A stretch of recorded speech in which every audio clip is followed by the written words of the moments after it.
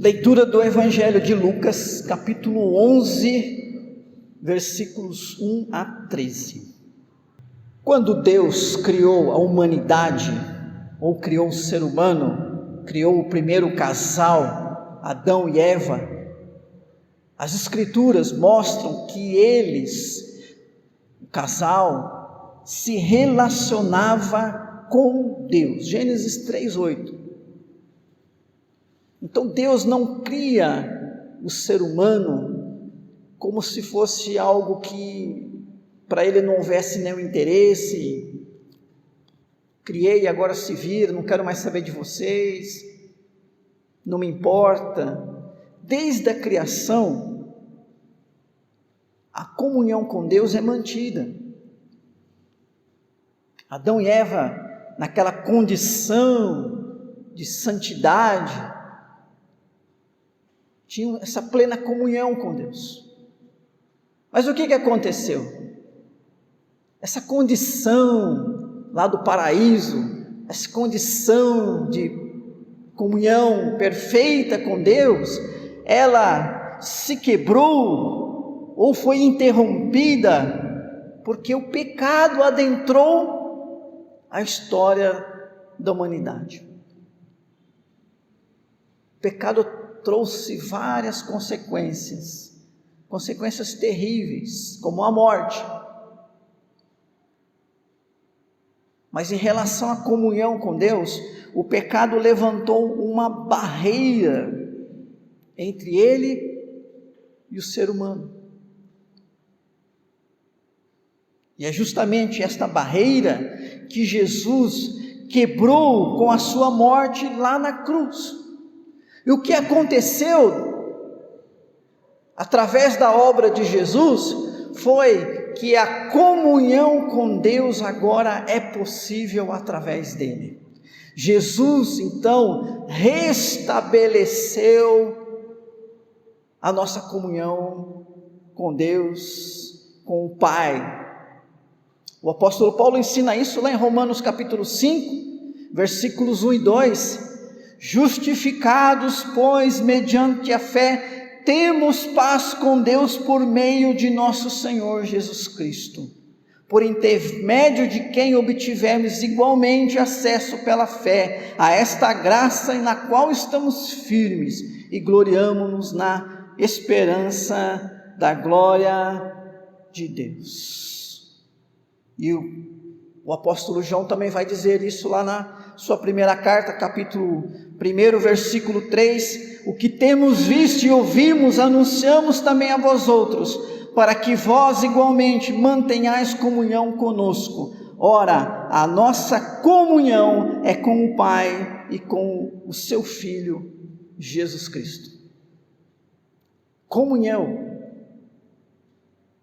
Através de Jesus e por meio de Jesus beneficiado pela obra de Jesus, nós podemos, para não dizer devemos, viver uma vida de possível comunhão com Deus, de Deus presente, onde você conversa com Deus, onde você ouve a voz de Deus, o Espírito Santo falando ao seu coração. Você lê as Escrituras, é Deus falando com você, e você expressa a sua comunhão com Deus de várias maneiras. Nós acabamos de louvar aqui, esse momento do louvor, né? Aquele momento em que nós expressamos nossa fé, aquilo que nós acreditamos, momento em que cantamos da palavra do Senhor, e isso edifica a nossa fé, momentos em que nós expressamos a nossa gratidão, momentos em que nós reconhecemos todo o poder de Deus, momentos em que nós oramos de uma maneira cantada. A oração, irmãos e irmãs, é este poderoso instrumento pela qual nós expressamos a nossa comunhão com Deus. Quanto mais oramos, mais em comunhão com Deus estamos. Quanto mais em comunhão com Deus estamos, mais falamos com Ele. Quanto mais próximos de Deus, mais da sua presença, mais da sua força. Então a oração é esse momento de grande aproximação de Deus. É um momento de receber conforto, é um momento de expressar nossas alegrias, mas também tristeza. E é o momento, é o espaço que temos para as nossas batalhas espirituais.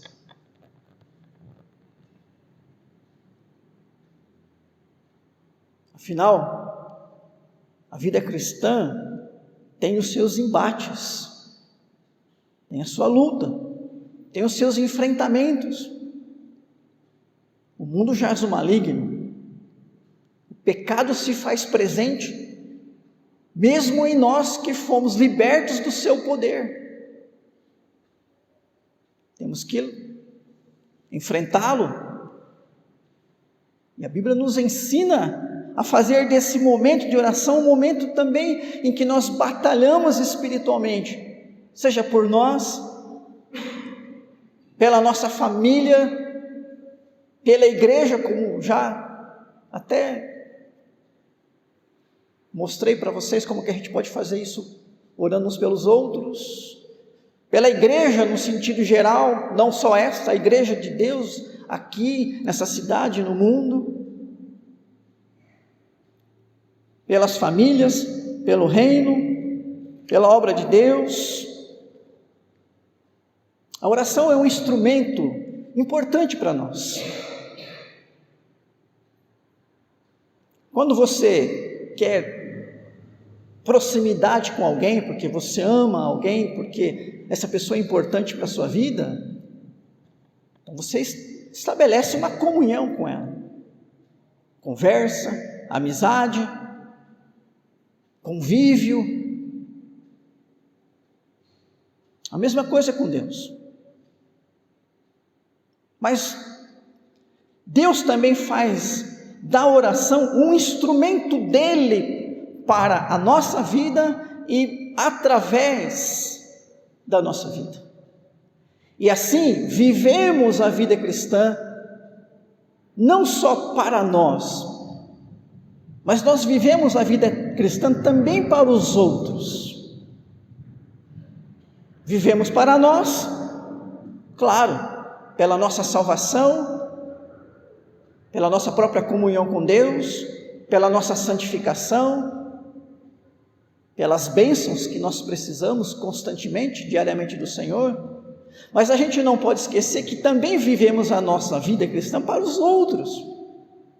Se for para os de casa, da família, para abençoá-los.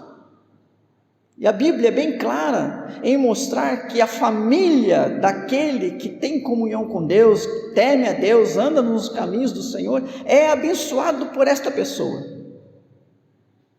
Então viva a sua vida cristã no seu lar, que você estará sendo instrumento de Deus para abençoar as suas pessoas, os seus familiares.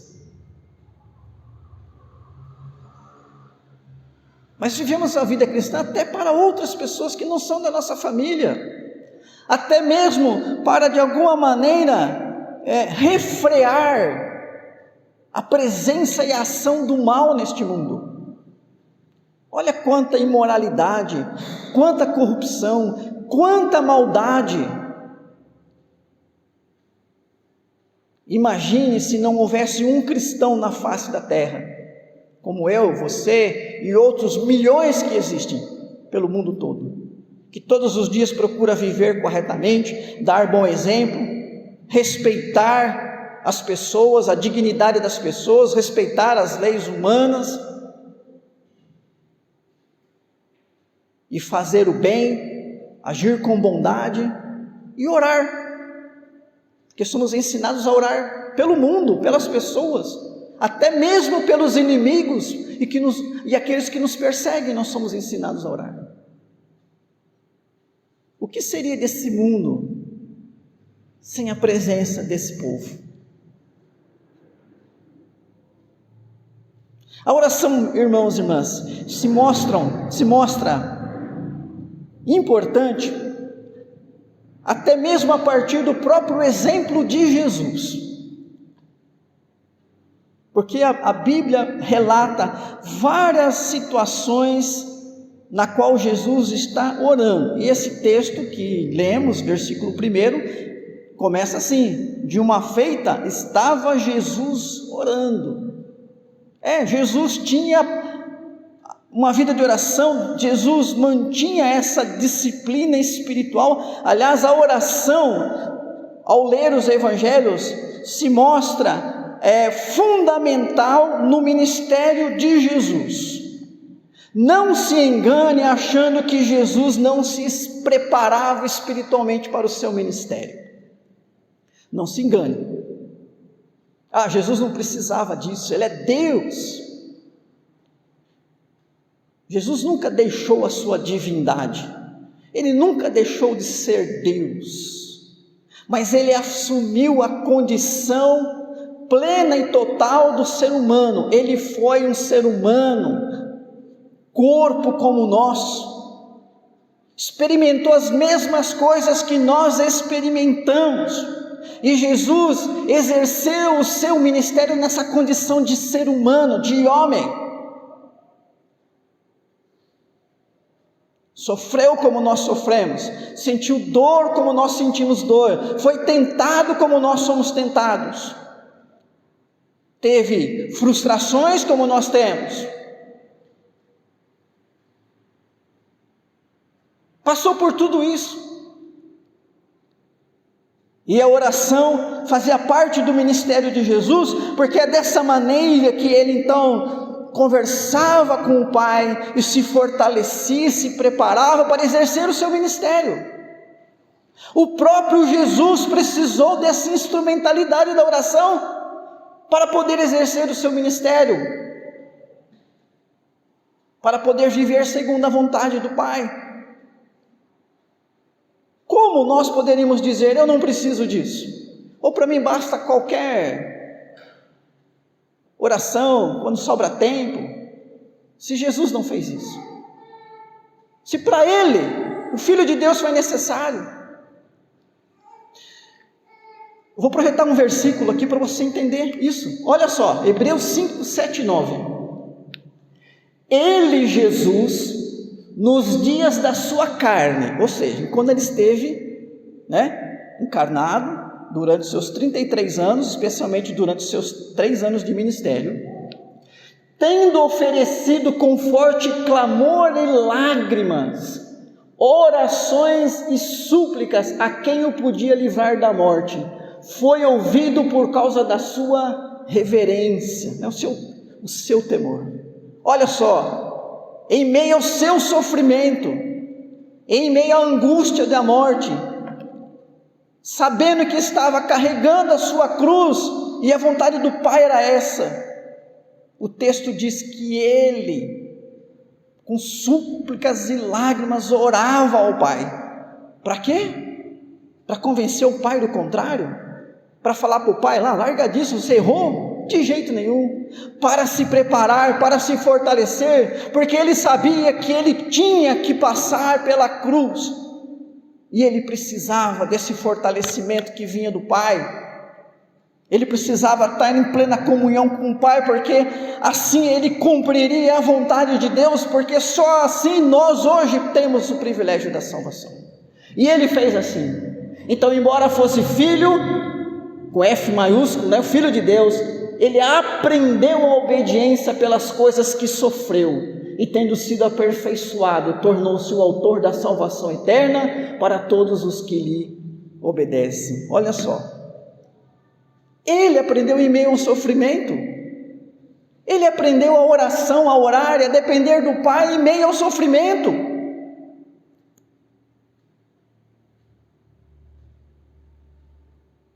Então nós temos aqui Jesus, irmãos e irmãs, orando mais uma vez. Não faz muito tempo nós estudamos aquele texto da tentação de Jesus no deserto, antes de ser tentado pelo diabo, tentação que ele venceu, ele passou 40 dias no deserto. O deserto é o lugar da solitude, da provação. E ali, na solitude, em jejum e oração, ele ficou 40 dias se preparando para enfrentar o diabo em pessoa, cara a cara, e poder vencê-lo. De tal maneira que a Bíblia diz que ele em tudo foi tentado, mas nenhum pecado ele cometeu. Moisés também se preparou dessa maneira.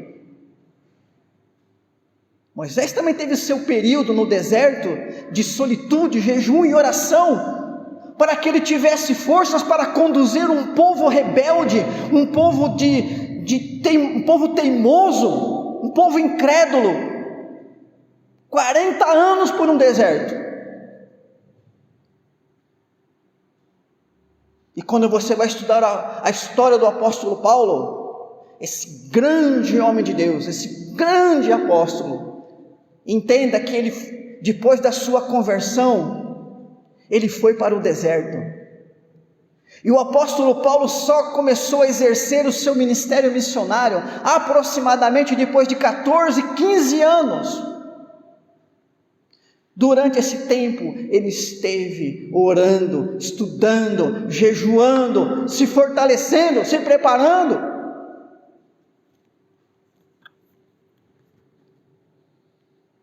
A oração, irmãos e irmãs, então, traz consolo, mas traz força.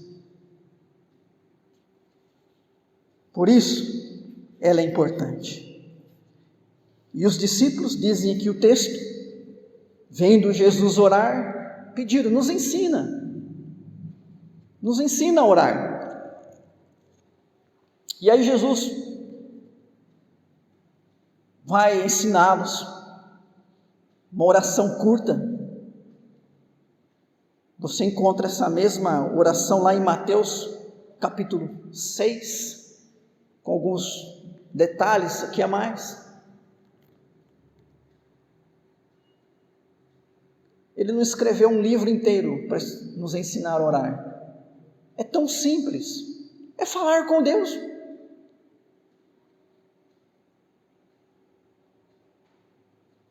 E o que, em primeiro lugar, nós vemos de importante na oração, aqui desses versículos 2, 3 e 4, que é o que nós chamamos de oração dominical, oração do Pai Nosso, é que a oração ela é relacional.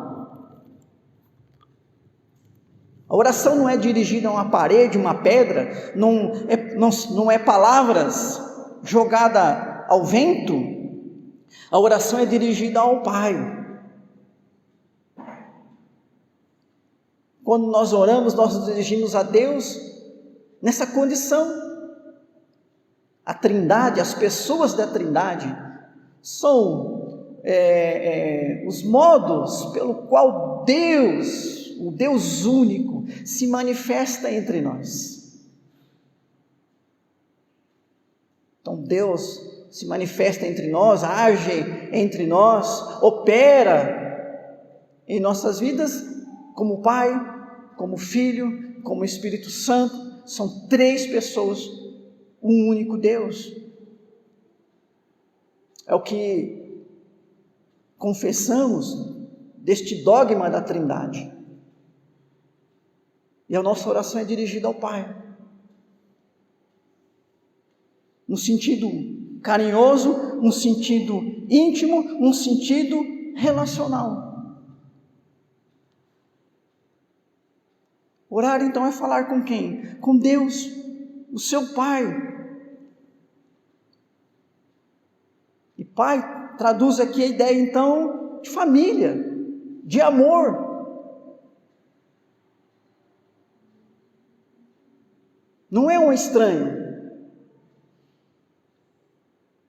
Mas aí, Pai, o apóstolo Paulo vai dizer lá em Romanos 8, que nós podemos nos dirigir a Deus e chamá-lo de Abba, ou Pai. Abba, Pai. Ele vai usar uma palavra em aramaico e uma palavra em grego. As duas, seja no aramaico ou no grego, significa pai no sentido familiar.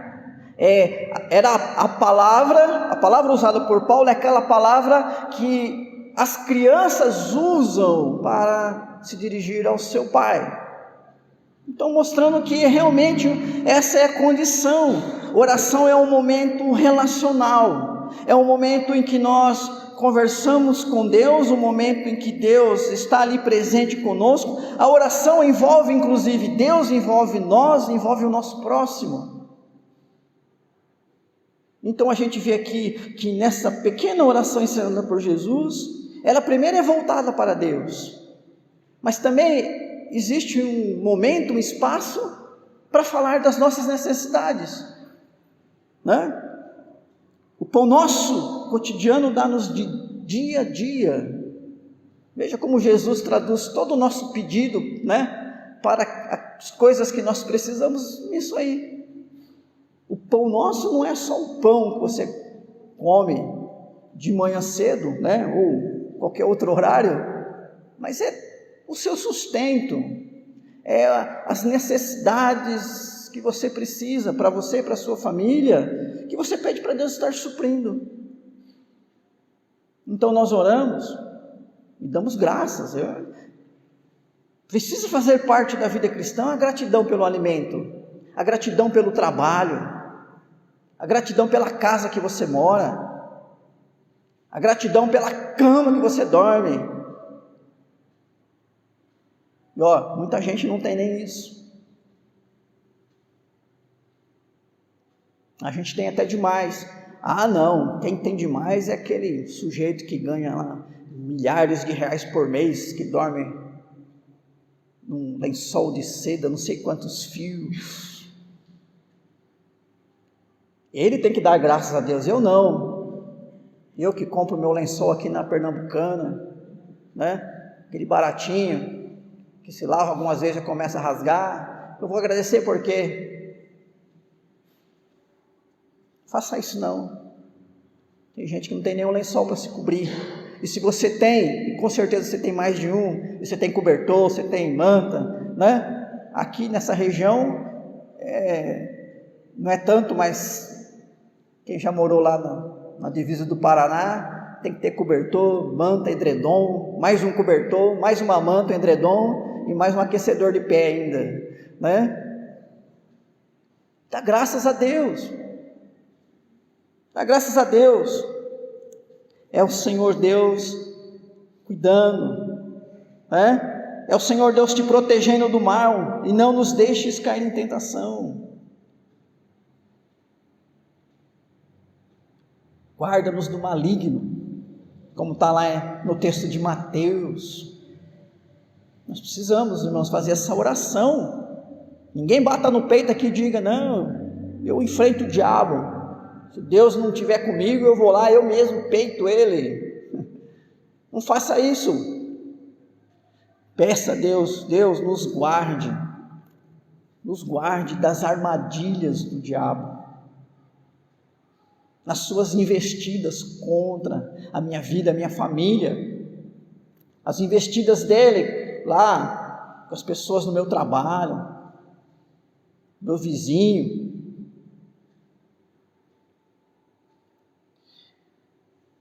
Oração também é importante no nosso relacionamento com o próximo, porque Jesus colocou aqui como um perdão, esse mútuo perdão, uma coisa necessária. E perdoa-nos os nossos pecados, pois também nós perdoamos o que nos deve. Nós não perdoamos pecados, não é isso? Nós perdoamos dívidas. Pode ser dívida de respeito, dívida de amor, dívida de honra, de justiça, ou até de dinheiro, né? Perdão de pecados é Deus quem perdoa. Assim nós oramos, para que a gente tenha paz, para que a gente viva em paz, Ah, mas eu perdoo as pessoas, mas elas não me perdoam. Cuida da sua saúde, cuida da sua vida espiritual, ora a Deus, perdoa as pessoas, coloca-se em paz. Aí o outro, ele tem que fazer isso. Se ele não fizer, quem está sofrendo com o ódio, o rancor, a vingança, o medo, a insegurança e todas essas coisas, é ele. Por isso que ele precisa também da sua oração, para que Deus tenha misericórdia e tire essas coisas ruins do coração dele. Então, irmãos e irmãs, a oração é relacional em primeiro lugar, ela é um momento de comunhão, é um momento em que nós vivemos assim, na presença do Senhor, e nos fortalecemos a nossa comunhão com Ele e com o nosso próximo também. O segundo ensino de Jesus, mostrando que a oração é importante, é porque ela é respondida. Parece óbvio, mas já pensou se a oração não fosse respondida? Ela é respondida. Oração não é só algo, uma projeção mental, como se fosse uma meditação transcendental que vai acalmar os seus pensamentos. Não confunda oração com esse tipo de atividade, que é uma atividade humana. Não estou nem dizendo contra, nem me colocando contra a prática de você acalmar os seus pensamentos, porque, aliás, ele é até necessário. A gente de vez em quando tem que parar, né? Silenciar a mente, para não ficar ansioso e estressado. Mas a oração é uma conversa com Deus, um Deus que ouve e atende. Por isso Jesus vai dizer a partir do 9: pedi e dar-se-vos-á, buscai e achareis, batei e abrir-se-vos-á, pois todo o que pede recebe, o que busca encontra, e a quem bate abrir-se-lhe-á. Então Jesus incentivando a oração, e depois, ele vai ainda mostrar que a resposta de Deus é uma resposta abençoada, uma resposta até mesmo melhor do que da maneira como nós respondemos aos nossos filhos. Porque filho pede bastante, pede, não é isso? A Giovana não está pedindo ainda, não é isso? Nem a Adriele ainda, pede também. Aliás, criança nessa idade, quando está chorando, está pedindo alguma coisa, então não para de pedir, não é isso? Mas depois que começa a falar, você vai ver, não é isso? E depois, quando elas têm 25, 30, 35, 40, elas continuam pedindo, então não se esqueçam, viu? Não é isso? Filho não para de pedir, não é isso? E nós temos, como pais, prazer em atender quando podemos, não é isso? Mas aqui Jesus fala assim: olha, qual é o pai que, se o filho pedir pão, vai dar pedra? Se o filho pedir peixe, vai dar cobra? Se o filho pedir ovo, vai dar escorpião? Que pai vai fazer isso? Nenhum, né? Então Jesus diz: olha, se vocês são maus, não é que a gente é um pai mau, mas em comparação a Deus, quem somos nós, né? Se vocês que são maus, ou seja, vocês que são humanos, imperfeitos, atendem da melhor maneira que vocês podem, procurando dar o melhor para os seus filhos, quanto mais o Pai Celestial. Olha o contraste. E o Pai Celestial, mais do que pão, peixe e ovo, Ele tem para nos dar algo que é a coisa mais preciosa, que é o Espírito Santo. Ou seja, Ele mesmo, Ele dá dele mesmo, Ele dá da sua presença. Então é um incentivo à oração, porque Deus responde às orações. Nós já lemos isso hoje no Salmo 66, versículo 20: bendito seja Deus que não me rejeita a oração, nem aparta de mim a sua graça.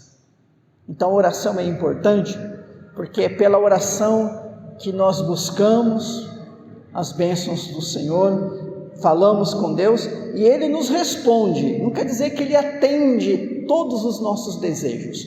Deus não é o gênio da lâmpada.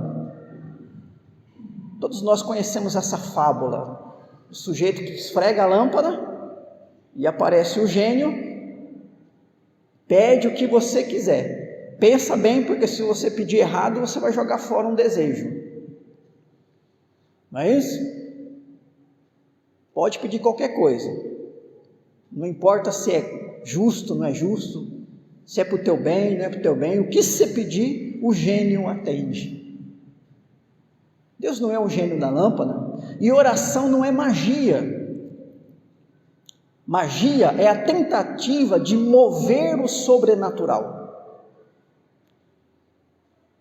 Muita gente acha que o crente pode, pela fé, mover Deus. Pode mudar os planos de Deus. Isso não é, isso é magia. E há muita magia com cara de fé e oração dentro das igrejas. Oração é um momento que você pede ao Pai, e independente da resposta dele, você confia, porque até você pode pedir o que você não precisa de fato. Paulo vai dizer lá em Romanos, capítulo 8 também, que nós não sabemos orar como convém. Por isso o Espírito Santo intercede por nós com gemidos inexprimíveis. Eu já fiz orações, já fiz pedidos, que graças a Deus, Deus não me atendeu.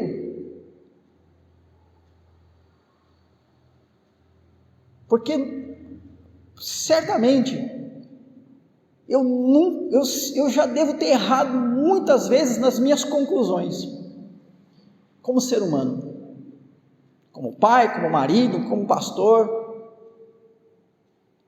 E todas as vezes que eu concluí errado e pedi uma coisa com base no erro, Deus não me atendeu essa oração. E eu só posso louvar a Deus, porque eu orei, pedi e não fui respondido. Porque senão, não é isso? Então você não sabe se o que você está pedindo é certo ou errado. Nem sempre a gente sabe. Nem sempre a gente sabe se o que vai acontecer amanhã, a nossa oração hoje se encaixa. A gente pode estar pedindo uma coisa hoje que amanhã se volta contra nós. Aliás, quantas pessoas que já não disseram, tal coisa foi resposta de Deus, e aquilo se tornou armadilha e maldição na vida dela. Não acho que foi Deus que atendeu, porque se fosse de Deus não teria virado isso. Então Deus atende as orações, a gente tem que confiar nele, independente da resposta e do tempo de resposta de Deus, porque Deus não é alguém que vive no presente, passado e futuro como a gente. Então Deus não perde a hora, porque Ele não vive debaixo dessa rigidez da hora, que aliás está na hora de encerrar. Irmãos e irmãs, para terminar, o último ensino: a oração é uma disciplina espiritual. Aí Jesus conta essa parábola do amigo importuno. São 3 amigos, 2 são vizinhos. Já era alta a noite, estava todo mundo dormindo, e um dos vizinhos recebe uma visita. Para os judeus, a hospitalidade era uma disciplina, né? um gesto de piedade fundamental.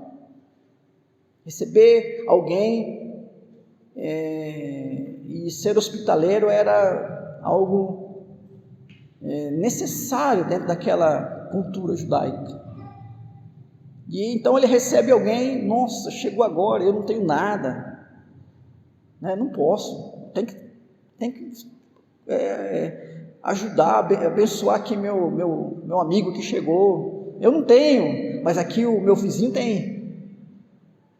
e foi lá pedir, recebi visita agora, né? Você não pode me ajudar aí? Senhor, esse horário eu não vou levantar não, está todo mundo dormindo aqui em casa, vai fazer barulho, vai acordar as crianças, né? E aí Jesus fala que diante da negativa ele ficou importunando, né? Ou seja, ficou insistindo, até o sujeito levantar, né? Tá bom, deixa eu atender esse sujeito, né? É claro que isso é uma parábola, né, irmãos e irmãs, é o princípio que a gente tem que entender, o princípio da perseverança, isso mostra que a oração, ela é uma disciplina, ou seja, a oração envolve esforço,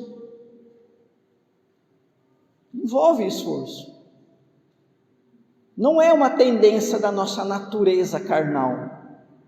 A tendência da nossa natureza carnal é o conforto, é o comer, o beber, é o dormir, e é acumular bens materiais. E às vezes a gente não ora porque a gente dorme demais, porque a gente come e bebe demais, porque a gente trabalha demais. E tudo isso vem vindo antes da oração, antes do seu tempo de oração. E não existe então uma disciplina da prática da oração.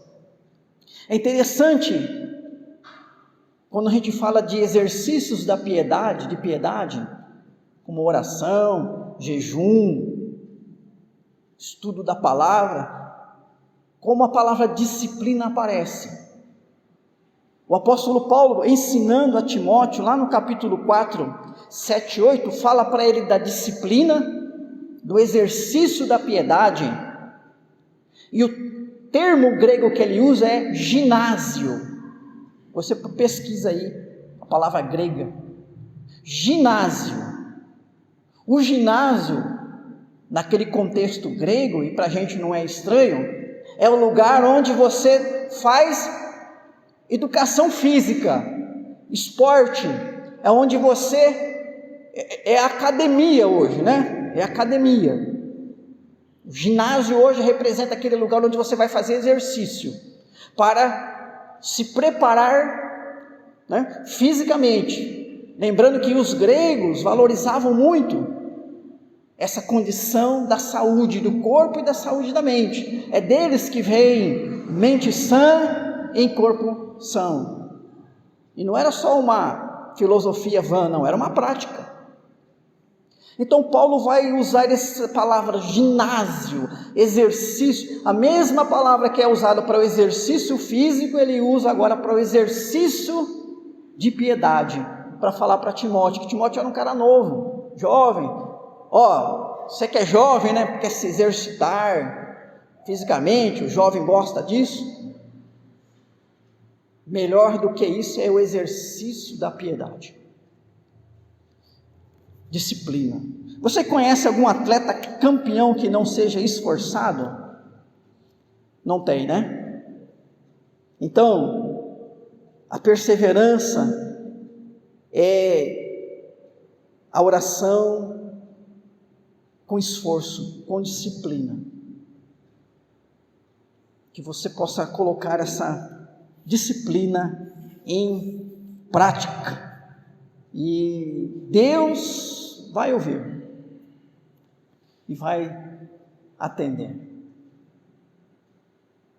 É interessante, irmãos e irmãs, por que Deus age dessa maneira, esperando que haja perseverança em nós? Porque antes de fazer algo através de você, antes de fazer algo que tem a ver com responder a sua oração, Deus tem algo a fazer na sua vida. E é isso que a oração vai fazer. Vai tratar com você. Primeiro com você. Por isso, a perseverança na oração é um ótimo indicador da nossa condição de saúde espiritual.